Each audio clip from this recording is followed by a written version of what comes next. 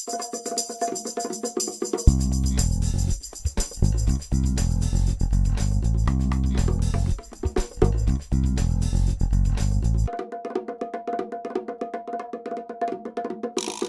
my name is Sherry and welcome to Sherry's World.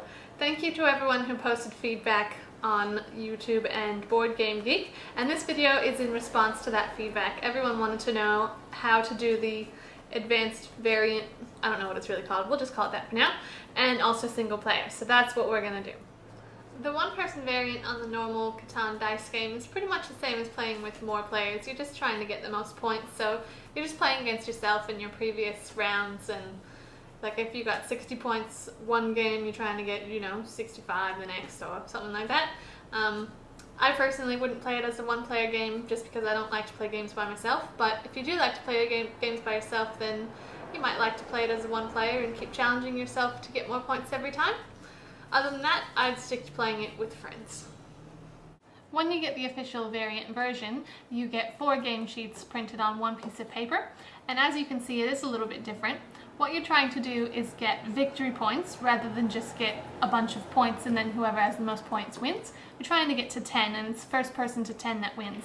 So a big house or a city is worth 2 points, as you can see here, and a little house or a settlement is worth 1 point. Whoever gets the longest road, which is starting from this one here, then gets 2 points, but that can go back and forth.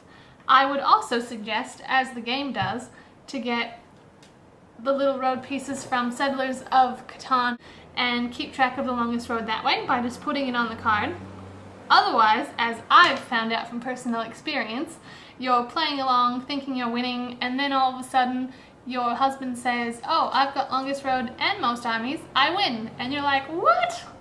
And then you lose. So I would suggest having this so you can pay attention to what the other person's doing as well as what you're doing. So you just try and get your 10 points, and then whoever gets to 10 first wins. I do like the official variant version. There seems to be a little bit more strategy involved and a bit more player interaction since you're racing for the longest road and the most armies, guys, things, whatever they're called. And it just adds that extra little spin to it of who's gonna win first, because you really have to pay attention to what the other person's doing rather than just what you're doing working on points.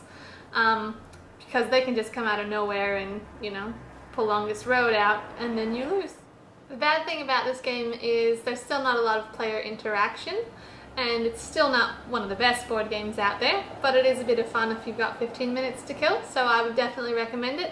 And I think I would recommend the variant version over the normal one, so kudos to whoever made it, which was probably the manufacturer.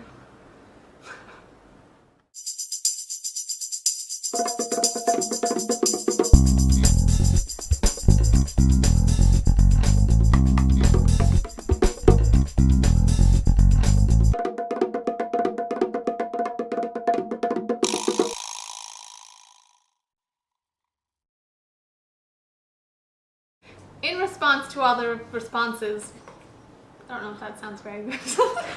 That's a bit redundant, huh? What was I supposed to say? Blah, blah, blah.